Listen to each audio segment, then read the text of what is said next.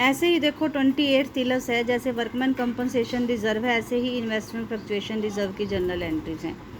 PQR sharing profits in the ratio of 3:1 decided to share profits and losses equally with effect from 1 April 2017। PQR 3 partners हैं, old ratio 3:1 है, new ratio equally है 1:1।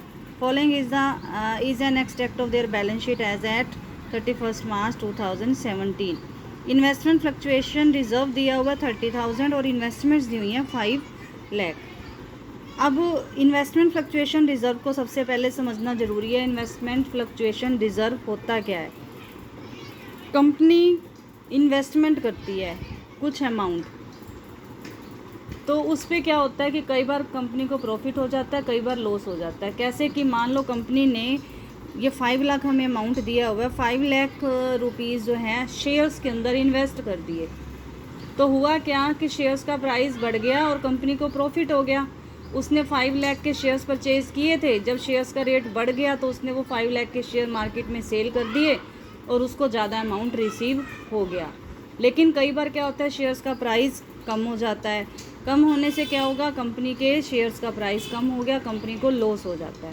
तो investment के ऊपर ऐसे company कहीं पर भी वैसा अगर इन्वेस्ट करती है तो वहाँ से जो कंपनी को प्रॉफिट और लॉस होता है वो कंपनी को ही सहन करना पड़ता है। तो उसके लिए भी कंपनी एक अलग से रिज़र्व बना के रखती है, जिसको कहते हैं इन्वेस्टमेंट फ्लक्चुएशन रिज़र्व अकाउंट। कि अगर इन फ्यूचर इन्वेस्टमेंट से कंपनी को कोई लॉस होता है तो कंपनी इस रिज़र्व में से उस लॉस को पूरा कर लेती है। इसके भी हमें नीचे कुछ केस दिए हुए हैं जिसकी हमने जर्नल एंट्रीज करनी है, जिसमें फर्स्ट केस है if there is no information means no profit no loss.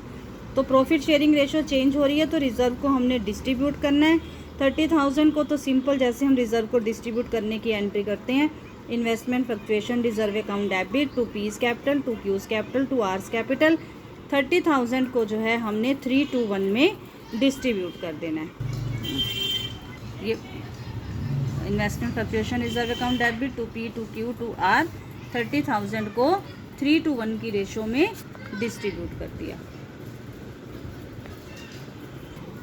इसके बाद देखो सेकंड केस है, if the market value of investment is 5 lakh.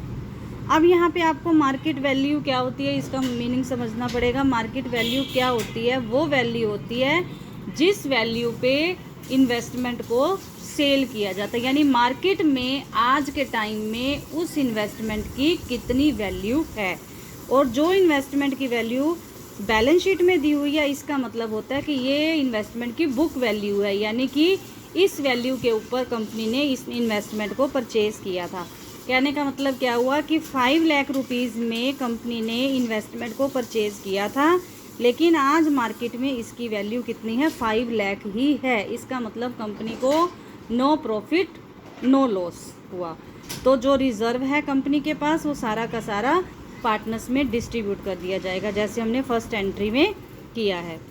Investment fluctuation reserve account debit to P's capital to Q capital to R's capital. Same वही entry होगी second case में भी।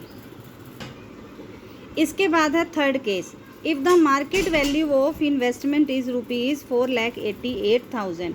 अब देखो कंपनी ने इन्वेस्टमेंट को परचेज़ किया था 5 लाख में, लेकिन आज के टाइम में जब उनकी प्रॉफिट शेयरिंग रेशो चेंज हो रही है उस समय मार्केट वैल्यू जो है इन्वेस्टमेंट की है 4,88,000, यानी इन्वेस्टमेंट की वैल्यू कम हो गई है। तो कंपनी को क्या हो जाएगा? लॉस हो जाएगा।